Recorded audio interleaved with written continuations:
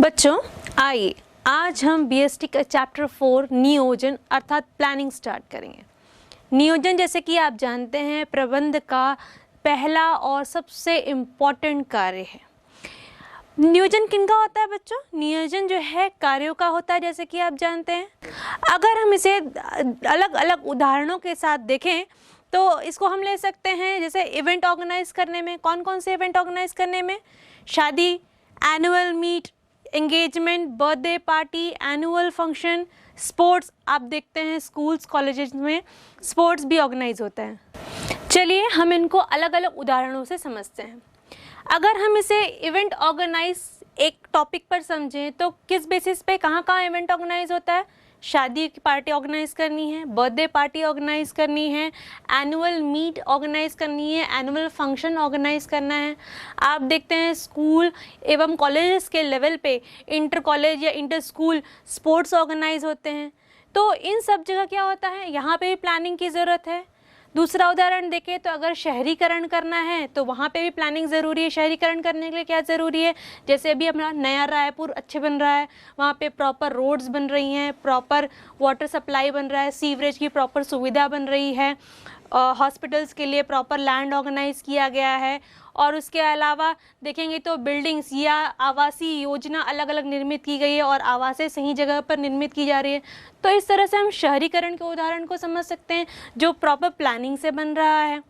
उसके बाद अगर दूसरा एक और उदाहरण ले तो शहरों को उसका सौंदर्यीकरण, गार्डन पार्क सुंदर बनाना, या फिर रोड साइड पे जो वॉल्स रहती हैं वहाँ पे इस तरह की पेंटिंग्स बनाना जो कि एक अच्छा मैसेज दे, ये भी एक प्लानिंग का पार्ट होता है। इसके बाद अलग अलग एस्पेक्ट देखें तो सीमा पर जो हमारे सैनिक जो हैं हमारे शत्रुओं से लड़ रहे हैं या हमारी रक्षा कर रहे हैं वो भी एक प्लानिंग का पार्ट है। इसके लिए हम करगिल का भी उदाहरण ले सकते हैं और सर्जिकल स्ट्राइक का भी। ये दोनों जो आतंकवादियों के अगेंस्ट हमारे सैनिकों ने हमला किया था प्रॉपर प्लानिंग के तहत किया था। और अगर दूसरे क्षेत्रों में जाएं यानी व्यवसाय के क्षेत्र में तो आप जानते ही हैं कि बिना प्लानिंग के यहाँ उद्देश्यों की पूर्ति हो ही नहीं सकती। और last but not the least, हम रोज़मर्रा के जीवन में भी देखें तो हमें प्रॉपर प्लानिंग की आवश्यकता होती है। अगर आप सुबह आपको क्या कार्य करना है अगर उसकी प्रॉपर प्लानिंग नहीं होगी तो शाम तक जो आपने गोल डिसाइड किया है वो पूरा नहीं होगा। तो इससे हम यह समझते हैं कि हमें किसी कार्य को कब करना है, कैसे करना है, कहाँ करना है, किसके द्वारा कराना है, इन सब को जानना है या इसके बारे में डिसाइड करना है तो इसके लिए प्रॉपर प्लानिंग या प्लानिंग की आवश्यकता होती है। अब प्लानिंग को और अच्छी तरह समझें तो प्लानिंग जो है वर्तमान स्थिति से भविष्य स्थिति तक पहुंचने का वह रिक्त स्थान होता है जो कि प्लानिंग द्वारा पूरा होता है। मान लीजिए वर्तमान स्थिति में कोई शहर जो है डेवलप हो रहा है और वो चाहता है कि वो टॉप मोस्ट हाईटेक डेवलप शहर हो और सुंदर हो, स्वच्छ हो। तो इस स्थिति में उसकी वर्तमान स्थिति क्या हो रही है? वह डेवलप चाहता है, डेवलप होना चाहता है। और उसकी भविष्य स्थिति क्या होगी? भविष्य स्थिति यह होगी कि वह अपने आप को डेवलप या हाईटेक बनाना चाहे। अब इसको समझते हुए अगर हम प्लानिंग को और डिटेल में जानें तो प्लानिंग जो है वो उद्देश्य का निर्धारण होता है और प्लानिंग में जो उद्देश्य का निर्धारण होता है उसको पूरा करने के लिए जो क्रियाएं होती हैं उनमें से जो एग्जैक्ट क्रिया या सही क्रिया होती है उसका चुनाव करके उन उद्देश्यों की पूर्ति की जाए। ये तो हुआ पहला घटक। और प्लानिंग में ही जो दूसरा घटक होगा वो होगा समय। किसी भी प्लानिंग को पूरी करने के लिए क्या होता है? एक समय डिसाइड किया जाता है। कोई भी गोल आपने डिसाइड किया है उसके लिए आपने समय डिसाइड किया होगा। फॉर एग्ज़ाम्पल मैं कह सकती हूँ जैसे आप लोग के एग्ज़ाम्स आ रहे हैं, आप लोगों ने अपने एग्ज़ाम्स के लिए अपने हर सब्जेक्ट को एक टाइम ड्यूरेशन में बांध रखा है। अगर उस टाइम के इंटरवल के अंतर्गत आप अपने एक सब्जेक्ट को कवर नहीं करते हैं तो वो क्या होगा? टाइम एक्सटेंड हो जाएगा। उससे क्या होगा? आपका दूसरा सब्जेक्ट स्टार्ट ही नहीं हो पाएगा। तो इसीलिए एक समय भी एक इम्पॉर्टेंट घटक है या इम्पॉर्टेंट रोल प्ले करता है किसी भी प्लानिंग को कंप्लीट करने में। तो इसलिए हम कह सकते हैं कि प्लानिंग जो है एक पहले से सोचने कर करने वाली क्रिया है या विचार कर करने वाली क्रिया है। क्या विचार करना है कि हमें क्या करना है, what is to be done मतलब हमें क्या करना है, when it is to be done हमें कब करना है, and where it is to be done हमें कहाँ करना है, and by whom it is to be done मतलब हमें ये कार्य किसके द्वारा कराना है। और जैसे मैंने दूसरी परिभाषा ली, मैंने कहा कि management is an art of getting things done by others. जैसे कि आप पहले भी जानते हैं, पहले ही पढ़ चुके हैं कि मैनेजमेंट जो है एक आर्ट है जिसमें क्या होता है, हम दूसरे व्यक्तियों के द्वारा किस तरह अपने कार्य को अच्छी तरह से पूरा कराते हैं यह बताता है। तो इसी तरह मैनेजमेंट में या प्रबंधन में आपने समझा कि मैनेजमेंट में जो है प्लानिंग जो है वो उसका मुख्य कार्य होता है और सबसे इम्पॉर्टेंट रोल प्ले करता है। जब तक किसी कार्य की प्लानिंग नहीं की जाएगी बच्चों, तब तक उसके अदर फंक्शंस या बाकी के कार्यों को नहीं किया जा सकता। बाकी कार्य कौन कौन से हैं प्लानिंग के बाद जो आते हैं, ऑर्गेनाइजिंग, डायरेक्टिंग, स्टाफिंग, कंट्रोलिंग।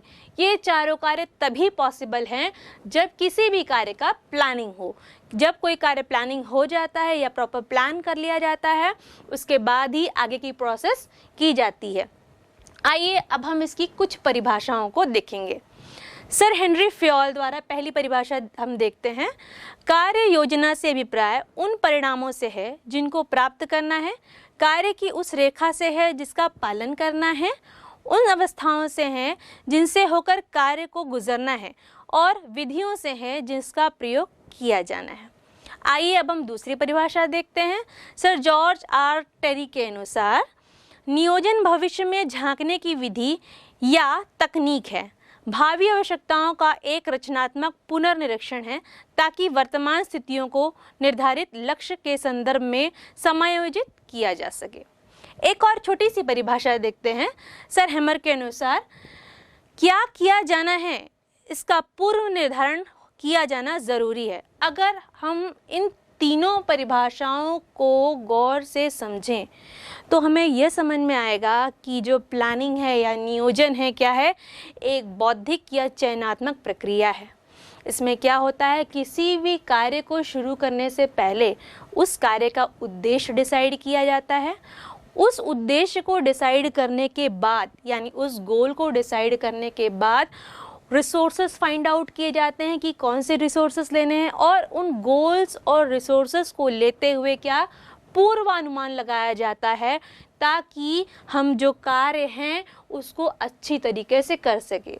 बच्चों हम इसे इस फिगर द्वारा स्पष्ट रूप से समझ सकते हैं जिसमें दिखाया गया है कि जो प्लानिंग है वो दो भागों में बटा हुआ है, गोल्स और रिसोर्सेस। उसके बाद यह किस चीज़ को लेकर चलता है, पूर्वानुमान, भावी कार्यों का निर्धारण और निर्णय। मतलब निर्णय किसका होगा कि हमें उस गोल को अचीव करने के लिए किस तरह की क्रियाओं को लेना चाहिए जिससे कि वह कार्य जो है अच्छी तरह से पूरा हो सके और जो डिसाइडेड गोल है वो अचीव हो सके। तो बच्चों इस तरीके से हमने प्लानिंग के कॉन्सेप्ट को समझा, उसकी परिभाषाओं को समझा। बच्चों आइए अब हम प्लानिंग की कुछ फीचर्स को जानेंगे। फीचर्स यानी विशेषताएं। अब सर GDH कॉल के अनुसार अगर कोई कार्य नियोजन के बिना किया जाएगा तो वह जो है तुक्के में जो अपन तीर चलाते हैं ना उस तरह का कार्य होगा। मतलब वो जो ऑब्जेक्टिव के लिए कार्य किया जा रहा है, जिस ऑब्जेक्टिव को पूरा करने के लिए हम प्रोसेस कर रहे हैं, वो ऑब्जेक्टिव जो है वो अच्छी तरह से अचीव नहीं हो सकता। आइए अब हम इसके कुछ फीचर्स को समझते हैं। इसमें पहला फीचर इस तरह से है कि नियोजन का केंद्र बिंदु उद्देश्य प्राप्ति होता है, यानी planning focuses on achieving goals. मैंने जैसे आपको पहले ही बताया कि किसी भी कार्य को करने से पहले उसको प्लान करना पड़ता है, उसके गोल्स को डिसाइड करना पड़ता है। तो achieving goals, focuses on achieving goals, जैसे ये अपने आप में कह रहा है कि प्लानिंग जो है किसी भी कार्य की ऑब्जेक्टिव या गोल को अचीव करने के लिए किया जाता है। फॉर एग्जांपल हम ले सकते हैं, आप क्लास 12th को क्लियर करने के लिए या उसमें अच्छे अंक से पास होने के लिए वर्ष भर तैयारी करते हैं, वो भी प्रॉपर प्लानिंग के साथ। अब जैसे अगर आपका टाइम टेबल आ गया है, आप उस हिसाब से अपनी तैयारी करेंगे। जो सब्जेक्ट पहला है उसको उस हिसाब से तैयार करेंगे, या जिस सब्जेक्ट में आप कमज़ोर हैं उस पर सबसे ज़्यादा मेहनत करेंगे, और जो सब्जेक्ट सबसे अच्छे से आता है आप उस पर आप थोड़ी कम मेहनत करेंगे। तो ये आपकी प्लानिंग हुई कि आपको आपकी जो पकड़ है किसी विशेष विषय पर कैसी है। जिस विषय पर आपकी पकड़ ज़्यादा अच्छी है आप उस पर कम मेहनत करेंगे, और जिस विषय पर आपकी पकड़ जो थोड़ी कमज़ोर है उस पर आप ज़्यादा मेहनत करेंगे। तो इस तरह से क्या कर पाएंगे, आप जो अपने डिसाइडेड गोल हैं या जो आप चाहते हैं कि 12वीं कक्षा में अच्छे से आप अंक की प्राप्ति कर सके और क्लियर कर सके, उसके तरफ आप अपना प्रॉपर प्लानिंग के तहत आगे बढ़ेंगे। तो इस तरीके से हम पहले बिंदु को समझते हैं। दूसरा बिंदु है नियोजन प्रबंध का प्राथमिक कार्य है, यानी planning is a primary function of management. आप जानते हैं कि मैनेजमेंट के मुख्य कार्यों में प्लानिंग जो है पहला कार्य है, उसके बाद ऑर्गेनाइजिंग, स्टाफिंग, डायरेक्टिंग, कंट्रोलिंग, इस तरह के कार्य आते हैं। तो जो प्राइमरी फंक्शन क्या हुआ, प्लानिंग, क्योंकि जब तक हम किसी कार्य का प्लानिंग नहीं करेंगे या उसका नियोजन नहीं करेंगे, उसके बाकी जो स्टेप्स हैं या प्रबंध के जो बाकी अन्य कार्य हैं हम उसको आगे नहीं फॉलो कर सकते, या हम उसको कार्य को पूर्ण करने में आगे यूज़ नहीं कर सकते।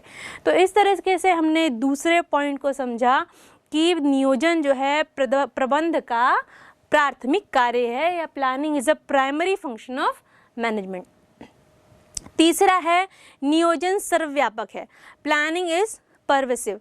जैसे कि बच्चों मैंने आपको चैप्टर के शुरुआत में ही डिफरेंट फील्ड्स में प्लानिंग के डिफरेंट एग्जाम्पल्स बताए थे और प्लानिंग को उसको थॉरली आपको समझाया था। तो उससे आप समझ सकते हैं कि जो नियोजन है सर्वव्यापी है। चाहे आप रोज़मर्रा के जीवन में अपने पेरेंट्स को, या विशेष अगर उदाहरण के तौर पे आपकी मम्मी को काम करते हुए देखें, वो किस तरह से घर भी मैनेज कर रही है, समय पर उठकर आपको चाय, ब्रेकफास्ट, आपके पापा के लिए भी ब्रेकफास्ट, सबके लिए लंच, फिर रात को दिन भर काम करने के बाद रात को सबके लिए डिनर प्रिपेयर करती है। इसके अलावा अगर वो ऑफिस भी जाती हैं तो वो ऑफिस भी जा रही हैं, तो ये पूरा कार्य वो प्रॉपर प्लानिंग के साथ कर रही हैं। अगर आपके जीवन में देखें तो आप अपने खेल कूद, टीवी, ऑनलाइन स्टडी के साथ साथ अपने जो एग्ज़ाम की तैयारी कर रहे हैं वो भी आप पूरे प्रॉपर प्लानिंग के तहत करेंगे। तो इस तरीके से हम कह सकते हैं जो नियोजन है वो सर्वव्यापक है, मतलब हर जगह नियोजन की आवश्यकता होती है, केवल व्यवसाय में नहीं। व्यवसाय तो मोस्ट इम्पॉर्टेंट पार्ट प्ले करता है, क्योंकि व्यवसाय जो है बिना नियोजन के चल ही नहीं सकता। आइए अब हम इसके चौथे बिंदु को समझते हैं कि चौथा बिंदु क्या कहता है। चौथा फीचर है कि नियोजन सतत या निरंतर प्रक्रिया है, planning is a continuous process. अब बच्चों हम इसे बहुत अच्छे एग्जाम्पल्स के थ्रू समझ सकते हैं। चंद्रयान के असफल प्रक्षेपण के बाद जब जो वैज्ञानिक है उन्होंने और अध्ययन किया और फिर से प्रॉपर प्लानिंग की, उसके बाद जो है मंगलयान का सही प्रक्षेपण किया। अब मंगलयान के सही में प्रक्षेपण होने या मंगलयान मूवी के बनने में, दोनों में ही प्लानिंग भरपूर लगी। न कि हमारे रोज़मर्रा के जीवन में बल्कि इन सभी कार्यों में व्यावसायिक तौर पर भी जो है वो प्लानिंग जो होती है निरंतर चलती रहती है। अगर एक प्रोजेक्ट ख़त्म हुआ तुरंत दूसरा प्रोजेक्ट शुरू हो जाता है, तो उसमें भी प्लानिंग लगती है।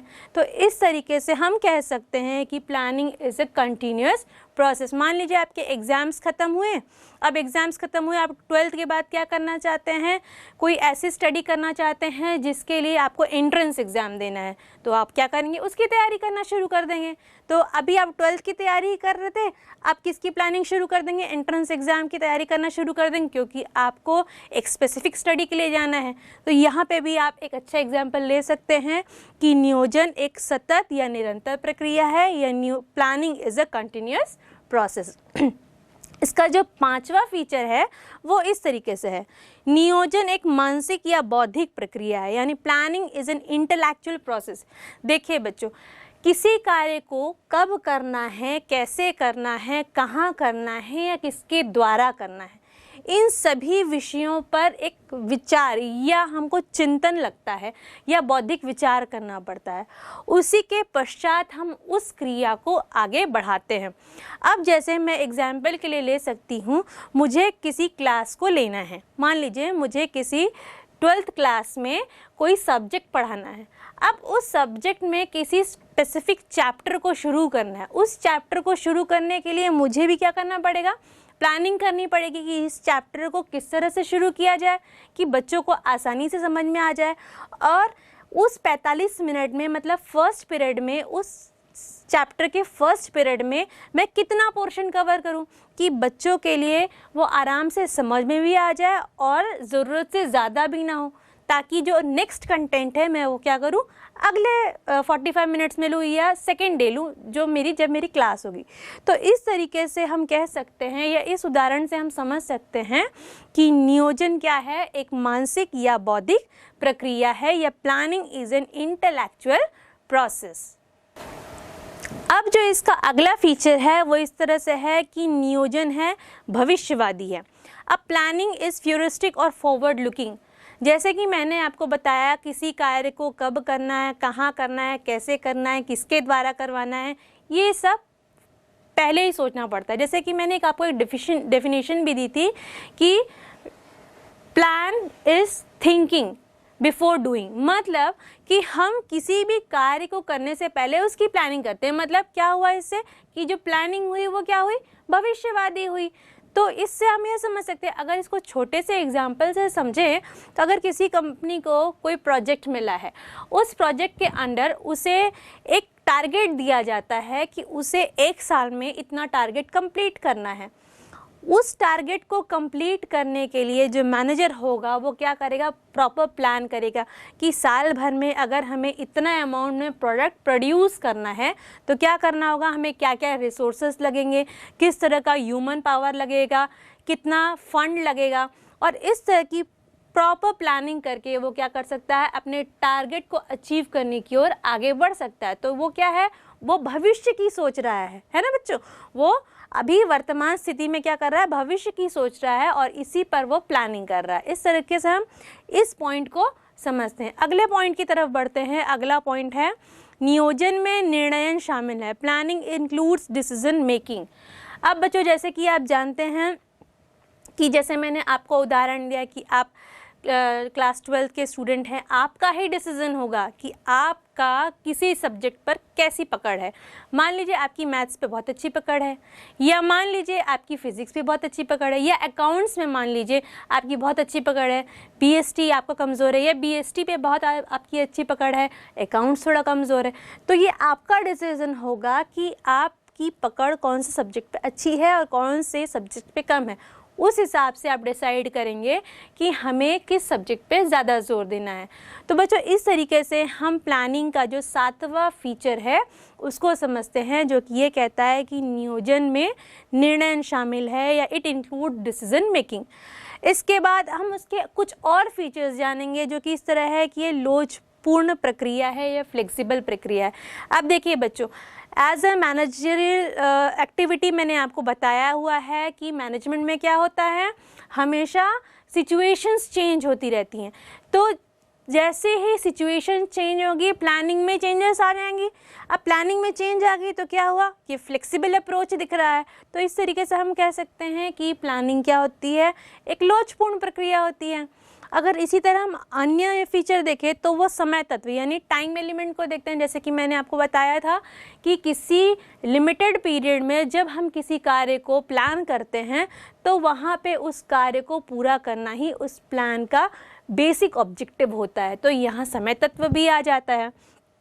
इसके बाद एकता यानी यूनिटी, उस कार्य को पूरा करने के लिए हम जितनी क्रियाएं या जिस क्रियाओं के बीच और जिन रिसोर्सेस को लेकर चल रहे हैं उन सब के बीच क्या होना चाहिए, यूनिटी होनी चाहिए। उस यूनिटी को अगर सभी क्रियाएं फॉलो करेंगी और सभी रिसोर्सेस एक साथ मिलकर चलेंगे तब क्या होगा, वहाँ जो प्लानिंग होगी वो आगे सफल होगी और जो ऑब्जेक्टिव डिसाइडेड है वो क्या होगा, वो अचीव किया जा सकता है।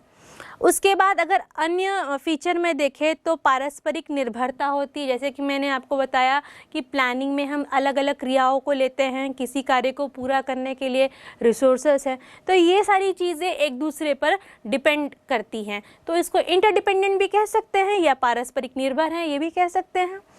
उसके बाद आता है मार्गदर्शक, कार्यकुशलता और व्यवहारिक।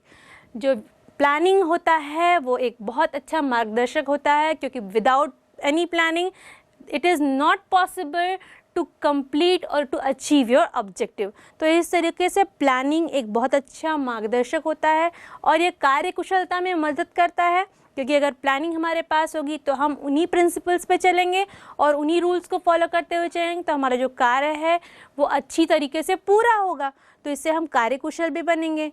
और इसके बाद व्यावहारिक। अब किसी भी मैनेजर को प्लानिंग करते समय जो प्लान होता है वो व्यावहारिक होना चाहिए, मतलब जो कि प्रैक्टिकल लाइफ में यूज़ हो सके। तो बच्चों इस तरीके से हमने नियोजन के फीचर्स या नियोजन की विशेषताओं को समझा।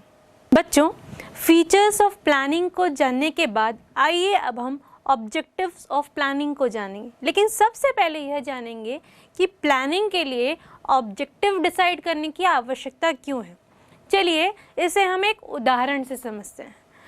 अगर हम देखें तो हम बड़े शहरों को उदाहरण लेते हैं, वहाँ पर आजकल बहुत सारी ट्रैफिक की समस्याएं आ रही हैं, हमेशा जैम्स लगे रहते हैं, और अब विकसित शहर हैं तो वहाँ पॉल्यूशन भी ज़्यादा है, और ऐसी अनेक समस्याएं हैं जिसके कारण क्या हो रहा है, वहाँ के लोग परेशान हैं।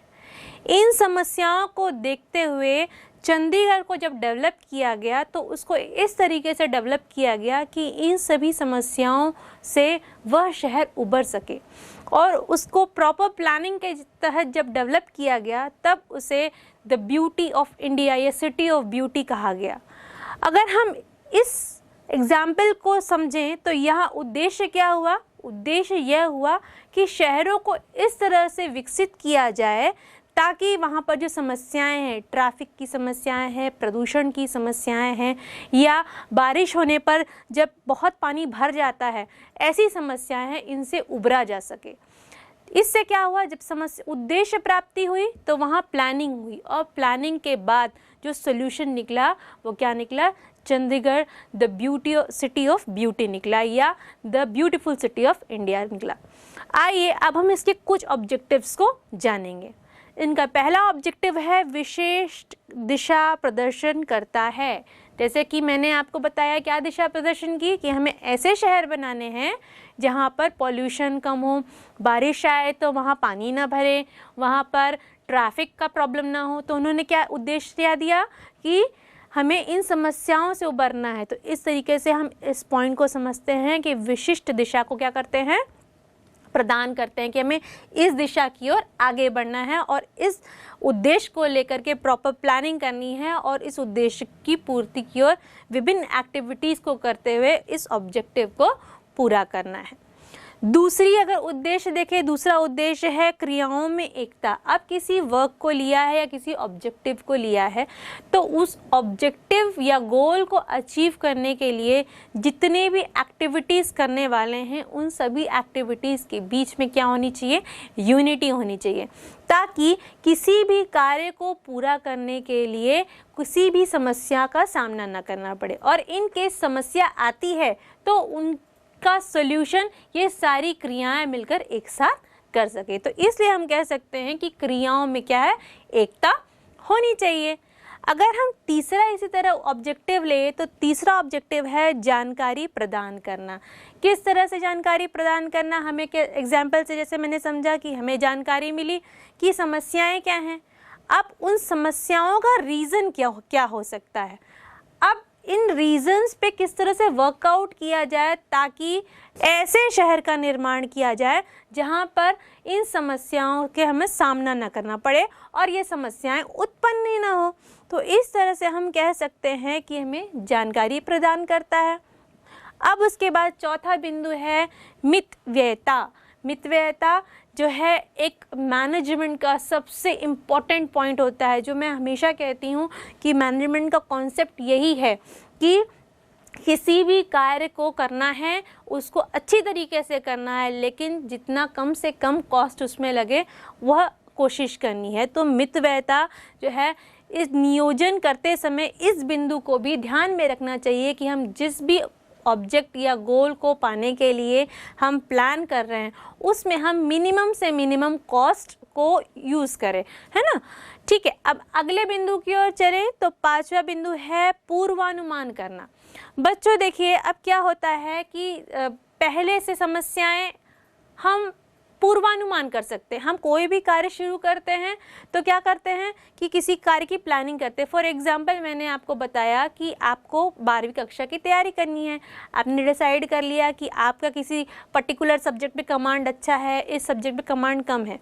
तो जिस सब्जेक्ट पे आपका कमांड अच्छा नहीं था उस पर आपने बहुत अच्छी प्रिपरेशन की, और जिस सब्जेक्ट पे आपका कमांड अच्छा था उस पर भी आपने प्रिपरेशन की, लेकिन एट द टाइम सिचुएशन क्या हुआ, एग्ज़ाम के समय हो सकता है कि कोई समस्या आ गई जिस वजह से आप उस सब्जेक्ट को पढ़ ना पाए, लेकिन आप एग्ज़ाम देने गए और आपने अच्छे अंक भी प्राप्त किए। क्यों?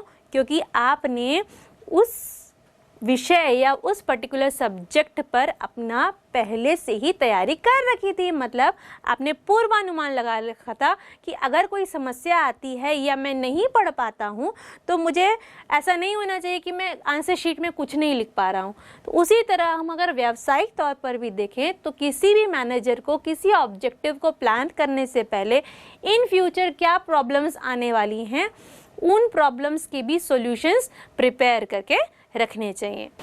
अगला बिंदु या अगला ऑब्जेक्टिव लें तो है निर्देशन व संचालन करना। अब बच्चों, जब हम किसी कार्य को शुरू करते हैं या किसी ऑब्जेक्टिव को पूरा करने की ओर आगे बढ़ते हैं तो क्या होता है, जब मैनेजर होता है वो कि न केवल ह्यूमन रिसोर्स और साथ ही जो डिफरेंट रिसोर्सेस लगे हैं उसके ऊपर अपना पकड़ जमाता है, उन्हें निर्दिष्ट करता है, उनका संचालन करता है प्लानिंग के अनुसार, बल्कि क्या करता है, उस प्लानिंग को भी अपने ह्यूमन रिसोर्स को हेल्प करता है कि उस प्लानिंग को वो अच्छी तरीके से समझे और उस प्लानिंग से वो फैमिलियर कराता है। निर्देशन और संचालन करना ज़रूरी है, लेकिन प्लानिंग से उनको फैमिलियर कराना भी ज़रूरी है। तो ये भी इसका एक मेन ऑब्जेक्टिव होता है।